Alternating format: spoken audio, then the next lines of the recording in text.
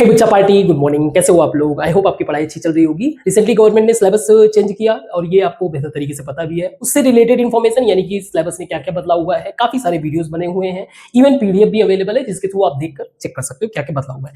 But इस class में हम लोग ये डिस्कस करेंगे कि गवर्नमेंट का इस तरह से बदलाव के पीछे का इंटेंशन क्या है, गवर्नमेंट चाहती क्या है, ताकि हम हमारे खुद के एस्पिरेशन को मींस एज ए स्टूडेंट हम अपने एस्पिरेशन को उस गवर्नमेंट के नीड के साथ अलाइन करके, जो गवर्नमेंट चाहती है उनके साथ अपने एस्पिरेशन को अलाइन करके हम लोग ज्यादा मैक्सिमम बेनिफिट क्या करें एजुकेशन का एक्सट्रैक्ट कर सके।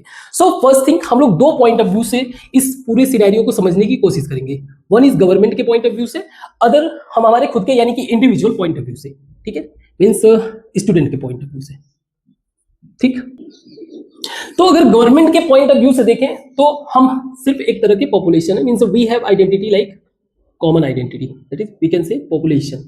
तो गवर्नमेंट के पॉइंट ऑफ व्यू से हम लोग सिर्फ एक पॉपुलेशन है, उसमें भी आप पॉपुलेशन को डिवाइड कर सकते हो, जैसे कि 0 से लेकर 15 ईयर तक के पॉपुलेशन को आप कह सकते हो यंग पॉपुलेशन, जिनको केयर की जरूरत रहती है। Means economic point of view से, जैसे कंट्री का इकोनॉमी जैसे ग्रो करता है उसमें पार्टिसिपेशन इनका जितना नहीं है उससे कहीं जाता, इनको केयर करने की जरूरत रहती है, इनके ऊपर एजुकेशन में खर्च होता है, इनका मेडिकल वगैरह जो बच्चे होते हैं उनको टीकाकरण, ये सारी चीजों में मतलब एक्सपेंडिचर ज्यादा रहता है गवर्नमेंट का।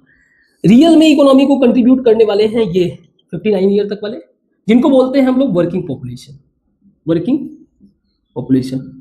ये हमारे आप कह सकते हो they are our economic builder, economic development में मेजर पार्टिसिपेट करते हैं ये, तो हमारे इकोनॉमी की ये मेजर पार्ट है। नाउ अगेन रिमेनिंग आप कह सकते हो इसके बियॉन्ड हमारे आ जाते हैं सीनियर सिटीजन्स। पॉइंट क्या है? पॉइंट ये है कि ये दोनों ही पॉपुलेशन हमारे सीनियर सिटीजन, ये इन पे डिपेंडेंट होते हैं, जो भी ये इकोनॉमी क्रिएट करते हैं उनका मेजर पोर्शन इधर इधर डिस्ट्रीब्यूट होता है, तो वी कैन से कि ये डिपेंडेंट पॉपुलेशन है। नाउ इस बात को ध्यान से समझना, गवर्नमेंट का इकोनॉमिक डेवलपमेंट तभी पॉसिबल है जब ये वाला population skill point of view से बहुत स्ट्रांग हो, स्किल्ड हो, प्रॉपर एजुकेटेड हो, है ना, प्रॉपर उसका हेल्थ हो, कई सारी बातें। कहने का मतलब यही आगे चल के इन वर्किंग पॉपुलेशन को रिप्लेस करते हैं।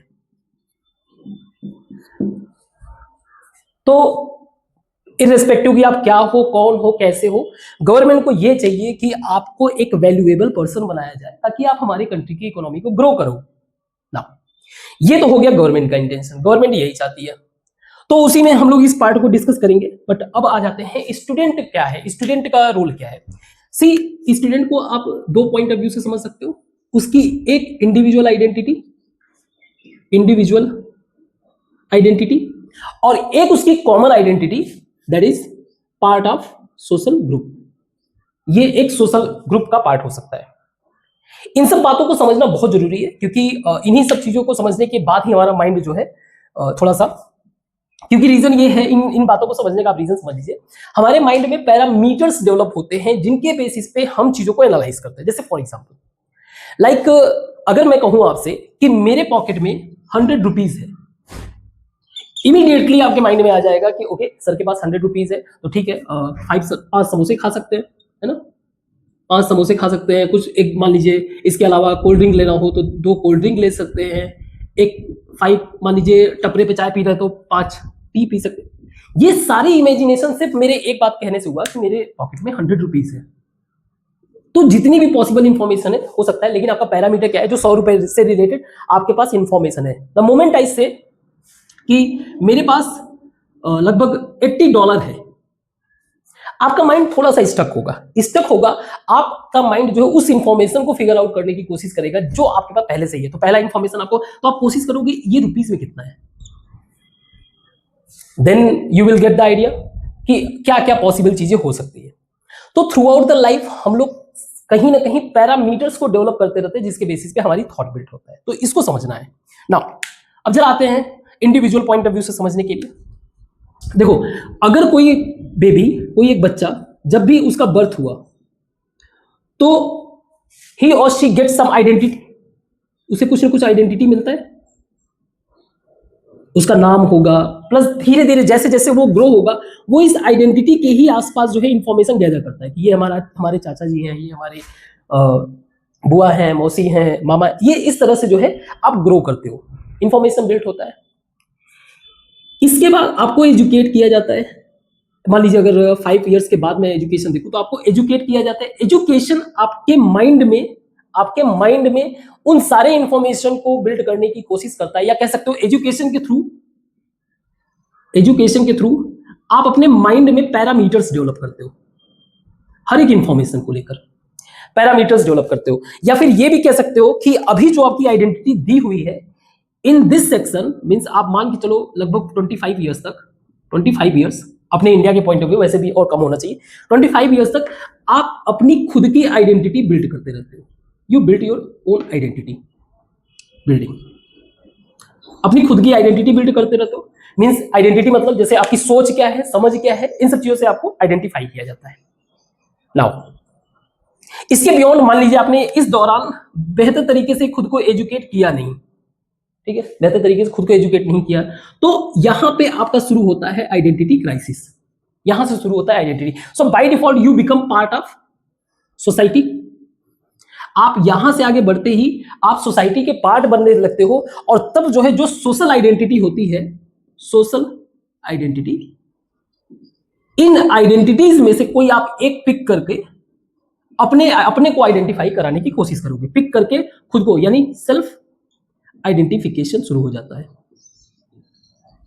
अगर आपने कुछ यहां पे बेहतर कर लिया तो नो डाउट आपकी वो खुद की आइडेंटिटी बन जाएगी। कोई पोजीशन गेन कर लिया, कोई अच्छे रिसर्चर बन गए, साइंटिस्ट बन गए, तो वो आपका वही आइडेंटिटी, उसी में आप लगे रहोगे। बट व्हाट इफ अगर आपने कुछ बेहतर तरीके से बिल्ड नहीं किया, देन सोसाइटी की जो आइडेंटिटी, तो सोसाइटी में जो आइडेंटिटी, क्योंकि we have a problem like कि हम किसी न किसी तरीके से खुद को सुपीरियर शो करने की कोशिश करते हैं। तो सोसाइटी में जो सबसे टॉप लेवल की आइडेंटिटी होगी, जो सबसे हाईएस्ट लेवल आपके थॉट में, जो इस दौरान आपके माइंड में बिल्ड हुआ होगा, जैसे अगर मान लीजिए आप कोई ऐसी जगह पे रह रहे हो जहां पे, जैसे सिटी एरिया में क्लास बिकम आइडेंटिटी, यानी पहले खुद को आप रिच या फिर पुअर के पॉइंट ऑफ व्यू से आइडेंटिफाई कराओगे। और इस चीज को आइडेंटिफाई कराने के लिए बहुत सारे तरीके हैं। जैसे पुअर के पॉइंट ऑफ व्यू से छोड़ो, सुपीरियरिटी रिच देगा, तो या तो आप अपने व्हीकल से खुद को आइडेंटिफाई कराओ, व्हीकल हो गया, बाइक हो गया, स्पेशली दोज बाइक जो बहुत ज्यादा आवाज करते हो, है ना, रीजन यही है खुद को आइडेंटिफाई। व्हीकल जो थोड़ा सा ज्यादा शो ऑफ करते हो, जैसे जो शो ऑफ करने वाला आप नाम ले सकते हो। इसके अलावा मोबाइल वगैरह, या कोई भी एक चीज, मोबाइल, क्लॉथ, ये सारी चीजें। अगर मान लो आप हर कोई, आप ऐसी जगह पे रह रहे हो जहां पे हर कोई रिच है, या फिर आप ऐसी जगह पे रह रहे हो जहां पे हर किसी की आइडेंटिटी सेम है, तो वहां पे आपकी शुरू हो जाती है दूसरी चीजों को फिगर आउट करना। और वो हो जाता है, मान लीजिए आप विलेज एरिया में हो या फिर आप गरीब हो, तो आपके लाइफ में आ जाएगा कास्ट। खुद को कैसे कास्ट के पॉइंट ऑफ व्यू से, या फिर कह सकते हो रिलीजन भी आ जाएगा। रिलीजन, अगर आप जिस सोसाइटी में रहते हो वहां पे सभी रिलीजन सेम है, तो फिर कास्ट आ जाएगा। तो कास्ट में शुरू हो जाएगा कि आप अपने आप को कैसे सुपीरियर शो करो। तो ये प्रॉब्लम हो जाती है सोशल आइडेंटिटी। तो सोसाइटी की एक नई आइडेंटिटी नहीं बिल्ड होती है। सोसाइटी समय के हिसाब से चेंज होता रहता है, और ऐसे लोग दे बिकम, आप कह सकते हो पीछे हो जाते हैं। जो एक दुनिया चल रही होती है, आगे बढ़ रही होगी, उससे ये पीछे हट जाते हैं, पीछे रह जाते हैं। फिर इनके पास सिर्फ निगेटिविटी के अलावा कुछ बेहतर रहता नहीं है। I think you get the point. अब हम लोग एजुकेशन के पॉइंट ऑफ व्यू से समझते हैं कि हमें जो हमारा प्रॉब्लम क्या है एजुकेशन में। रियलिटी में कोई प्रॉब्लम है भी कि सारा का सारा बनाया हुआ है, कि प्रॉब्लम रियलिटी में हमारे अंदर है। इन सब चीजों को फिगर आउट करते हैं, इसको मिटाते हैं। नाउ हमारा जो एजुकेशन है उसका सोल पर्पस क्या है, आप समझो। एजुकेशन का सोल पर्पस है आपको रिसोर्स से अवेयर कराना, ठीक है। दूसरा, इसके बाद आ जाता है स्किल का पर्पस होता है वैल्यू क्रिएट करना, वैल्यू क्रिएशन। इसको समझ लेते हैं। नाउ रिसोर्स का मतलब, जैसे मान लीजिए सॉइल है या क्ले कह लो, मिट्टी है, मुझे पता है कि वहां पे मिट्टी रखा हुआ है। नाउ वैल्यू यानी स्किल मुझे सिखाया कि कैसे इस मिट्टी को मुझे ब्रिक बनाना है, ठीक है, ब्रिक बनाना है। इसके अलावा ब्रिक बनाने के बाद, यानी कि इस मिट्टी का अगर देखो तो रुपीस में अगर ऑन एन एवरेज देखा जाए, तो मान लीजिए बहुत कम प्राइस, सपोज कुछ भी आप प्राइस रख दो, 1 रुपया होगा, 1 रुपए की मिट्टी लेके आपने 10 रुपए का ब्रिक बना दिया। उसी 10 रुपए के ब्रिक से आपने मल्टीपल ब्रिक से एक हाउस बना दिया, जिस हाउस की कीमत करोड़ों में है, इन करोड़, मान लीजिए 1 करोड़। तो यहां पे हम लोग कर क्या रहे हैं? This is value creation, value create कर रहे हैं। मिट्टी था, मिट्टी को हम लोग एक सर्टेन शेप दिए, ब्रिक बन गया, हाउस बन गया। नाउ स्किल की बात अगर आप करो तो आप सोच के मुझे बताओ, अब आप सोच के मुझे बताओ कि एक स्किल डेवलप करने में कितना टाइम लगेगा? आपको ब्रिक बनाने सीखना है, कितना समय लग सकता है? ट्रस्ट मी, कोई भी एक ढंग का स्किल सीखने में मैक्सिमम आप मान लीजिए 3 to 5 मंथ, इससे ज्यादा नहीं। 3 to 5 मंथ आप स्किल सीख सकते हो। उसके बाद फिर रह जाता है स्किल में बेहतर क्वालिटी स्किल का तब होता है जैसे जैसे आपका एक्सपीरियंस होता है, बट फंडामेंटल आप स्किल सीखना वो बहुत छोटा काम है। अब मान लीजिए आपको डिफरेंट टाइप का ब्रिक बनाना हो तो अगेन आपका फंडामेंटल नॉलेज चाहिए। हमारी कंट्री में हमारा जो एजुकेशन सिस्टम जो बनाया गया है, या फिर और कंट्री का तो मुझे नहीं पता, बट हमारे कंट्री में एजुकेशन सिस्टम जिस तरीके से बनाया गया है बहुत बेहतर है, पूरी तरीके से बेहतर है। प्रॉब्लम ये हो जाता है उसके इम्प्लीमेंटेशन में। अब कैसे? अब आप इसको देखिए, इम्प्लीमेंटेशन में कैसे प्रॉब्लम है। सी, हमारे यहां क्लास 9-10 है, ठीक है, 9-10 है। 9-10 में 3 मेजर सब्जेक्ट पे फोकस, अभी जो नया सिलेबस आया हुआ है उसको भी इसी पॉइंट ऑफ व्यू से शो किया जा रहा है। 3 मेजर सिलेबस आप देखोगे, सब्जेक्ट देखोगे, that is one is social science, other one is mathematics and third one is science. Now social science क्या करता है? सोशल साइंस, क्योंकि अल्टीमेटली आपको जाके एक सर्टेन सोसाइटी में ही एग्जिस्ट करना है, आपको एक सर्टेन गवर्नमेंट के रूल्स और रेगुलेशन के अंतर्गत काम करना है, तो ये चीज समझना बहुत जरूरी है। कैसे? सोशल साइंस हमें हिस्ट्री बताता है कि पर्टिकुलर जगह का सोसाइटी कैसा है, सोसाइटी कैसे बिहेव कर रहा है। जब हम लोग हिस्ट्री को समझेंगे तो हमें उनके एक्टिविटी, उनके बिहेवियर हमारे माइंड में जस्टिफाई होता है। जियोग्राफी हमें उस पर्टिकुलर लोकेशन और वहां पे रहने वाले लोगों का कस्टम्स, रिचुअल्स, ये समझने में मदद करता है। जैसे एग्जांपल के लिए मैं अगर पिक करूं, मान लीजिए बंगाल के अगर ब्राह्मण की बात करें, हम लोग बंगाल में अगर हिंदू कम्युनिटी की ही बात करें तो ऐसा माना जाता है ना कि हमारे हिंदू कम्युनिटीज में कोई मीट मांस नहीं खाता, लेकिन यहीं पे आपको जो है बंगाल में जो फिश होता है उसको गॉड को सर्व किया जाता है। It is because of geography, ठीक है। इसी में हमें इकोनॉमी भी पढ़ाया जाता है ताकि हम कंट्री की इकोनॉमी को समझ सके कि कैसे इकोनॉमी वर्क किया जाता है। इकोनॉमी एक बहुत ही ब्रॉड सब्जेक्ट है इकोनॉमी, और हमें पॉलिटी भी समझाया जाता है ना। पॉलिटी जैसे एग्जांपल के लिए गवर्नमेंट, अभी क्या हो रहा है, आप एक सिंपल एग्जांपल लीजिए, नॉलेज और समझ ना होने में अंतर। गवर्नमेंट कभी भी कोई एक पर्सन नहीं है, पहले ये, नॉट अ पर्सन। जैसे अभी आप जो समझते हो, गवर्नमेंट कभी भी एक पर्सन नहीं होता है, गवर्नमेंट एक इंस्टीट्यूशन होता है। क्या होता है? गवर्नमेंट इंस्टीट्यूशन होता है। अब गवर्नमेंट इंस्टीट्यूशन का मतलब क्या है? गवर्नमेंट इंस्टीट्यूशन का मतलब यह है, they have to work according to law, according to rules, according to regulations, जो भी है उसको ये बाईपास नहीं कर सकते। दैट इज द रीजन आपको जो लोग बहुत सारे लोग आपको प्रोवोक करते हैं, गवर्नमेंट आपके अधिकारों को चाहिए, सिंपल सी बात है, आप लॉ को ब्रेक करोगे, there is a punishment, that's it. तो ऐसा कुछ नहीं होता। बस प्रॉब्लम ये होता है कि हम इस चीज को अंडरस्टैंड नहीं करते हैं, पढ़ते नहीं। आप खुद ही चेक करो ना, आपके स्कूल में कितना इस सब्जेक्ट पे किस तरह से फोकस किया जाता है। सिर्फ क्वेश्चन आंसर लिखाने के अलावा, स्टोरी के फॉर्मेट में बताने के अलावा, क्या आपको ये विजुअलाइज कराया जाता है कि एग्जैक्टली कहानी है क्या? आप इसका रीजन समझो। ये this portion of study comes under subjective study. Subject दो तरह से इस स्टडी को मैं डिवाइड कर सकता हूं, subjective and objective way of study. तो सब्जेक्टिव वे ऑफ स्टडी आप समझो। सब्जेक्टिव वे ऑफ स्टडी का मतलब ये हो गया, जैसे एक पेरेंट है, ठीक है, एक पेरेंट्स, उनको 3 बच्चे मान लीजिए, ए बी एंड सी। अब आप सोच के बताइए, मैंने इस तीनों बच्चों से बोला कि बच्चा आप लोग अपने पेरेंट्स पे ऐसे लिखो, बस मुझे एक बात समझाओ कि ऐसे क्या पॉसिबिलिटी ऐसा क्या होगा कि ये तीनों ही बच्चे एग्जैक्ट लाइन बाय लाइन लिखेंगे? एग्जैक्ट लिख सकते हैं? एग्जैक्ट लाइन बाय लाइन आपको मिलेगा 0%। ऐसा हो ही नहीं सकता है। हो सकता है ए जो है अपने पेरेंट्स या पापा के बारे में लिखना शुरू करे, बी हो सकता है मदर के बारे में, सी हो सकता है दोनों से ही स्टार्ट करेगा, तो कुछ भी पॉसिबल है ना। दूसरी बात, क्या पॉसिबिलिटी है कि ये जो लिखेंगे वो रॉन्ग होगा? ये भी 0%। तो जो भी ये लिखेंगे वो सही होगा। अब अभी आप समझिएगा subjective objective way of study में अंतर क्या है। सब्जेक्टिव वे ऑफ स्टडी जो है इंडिविजुअल परसेप्शन, यानी कि जो इंडिविजुअल एक एक व्यक्ति जो सोचता है उसको एक्सप्लोर करने का मौका देता है। ऑब्जेक्टिव वे ऑफ स्टडी, अभी प्रेजेंट टाइम के स्टडी में आप 9th से 11th 12th में जाओगे, 11th 12th में जाओगे, 11th 12th में आपका जो स्टडी होता है, आप में से कई सारे लोग बहुत ही बेहतर तरीके से क्वेश्चन सॉल्व कर लोगे, कॉस थीटा साइन थीटा कैसे सॉल्व करना, ये सारी चीजें बहुत ही एक्सपर्ट होगी। बट पॉइंट ये है कि आप इसको विजुअलाइज कर पाते हो।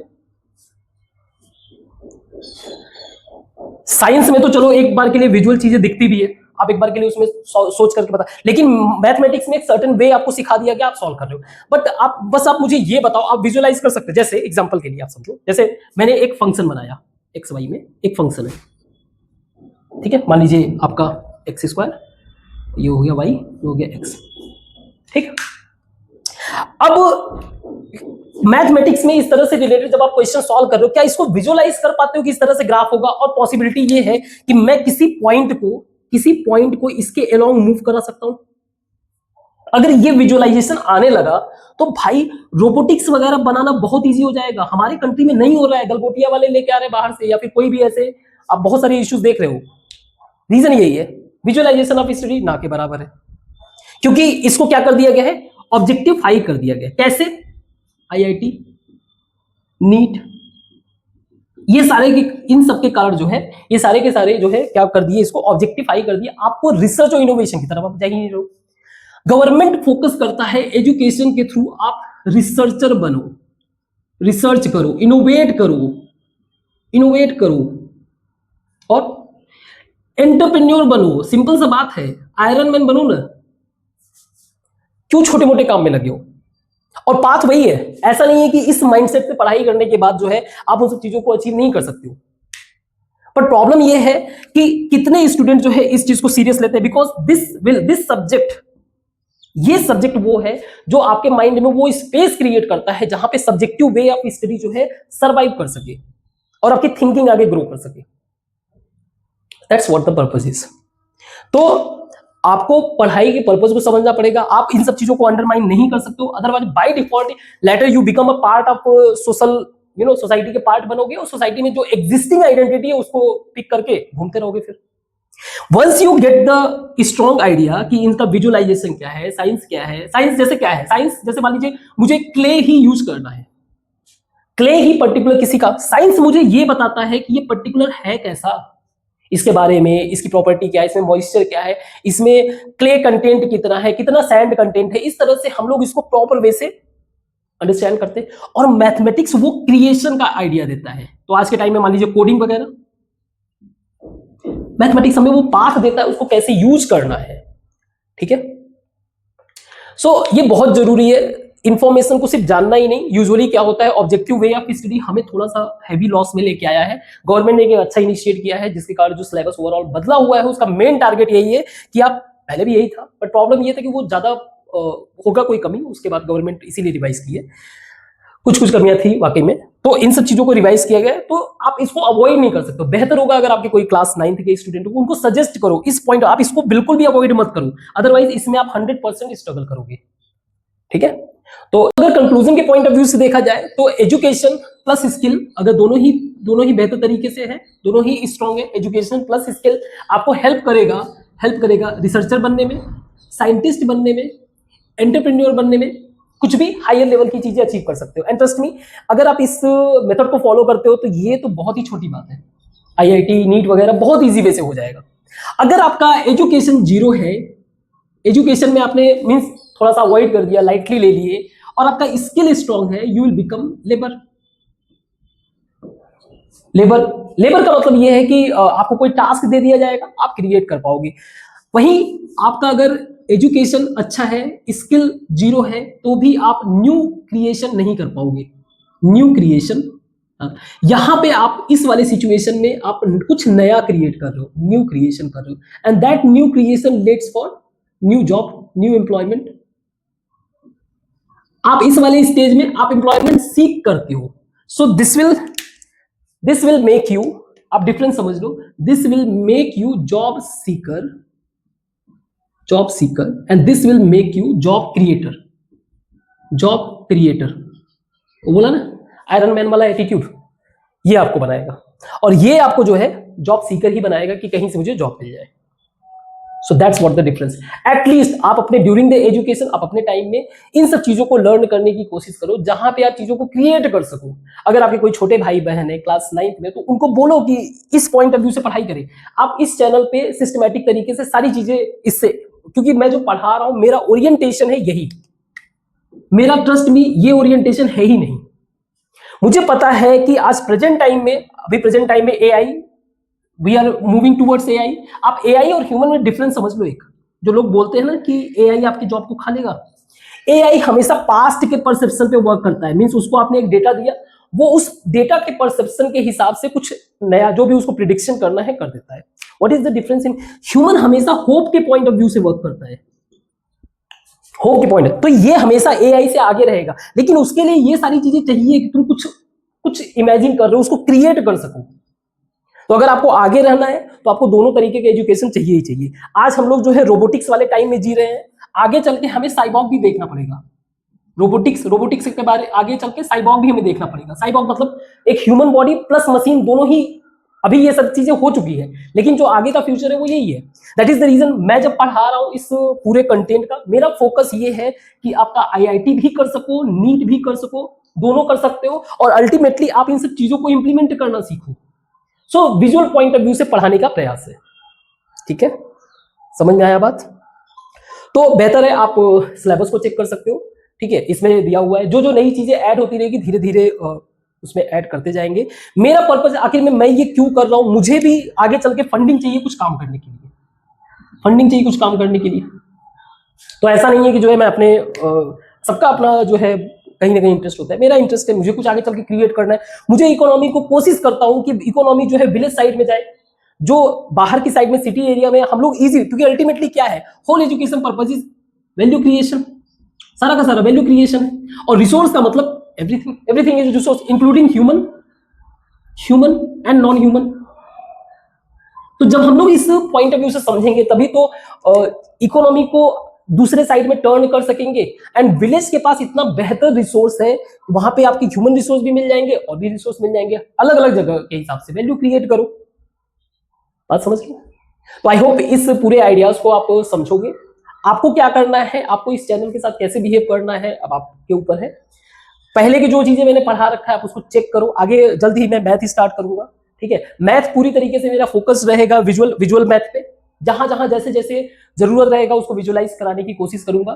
ठीक है, तो इस पॉइंट ऑफ व्यू से हम लोग आगे बढ़ रहे हैं। मैथ भी करेंगे, साइंस भी करेंगे, धीरे धीरे मैं ही कराऊंगा सारा, क्योंकि मेरे पास आइडियाज हैं। मैंने अपने लाइफ में जो भी एक्सपीरियंस मैंने गेन किया है, 12 से 15 साल का एक्सपीरियंस कारपोरेट सेक्टर का, एकेडमिक सेक्टर का, तो मैं उसको प्रेजेंट करने की कोशिश कर सकता हूँ। ठीक है, तो आई होप आप कुछ बेहतर पाओगे। ठीक है, तो आगे चल के देखते हैं क्या क्या हो सकता है। तब तक के लिए थैंक यू।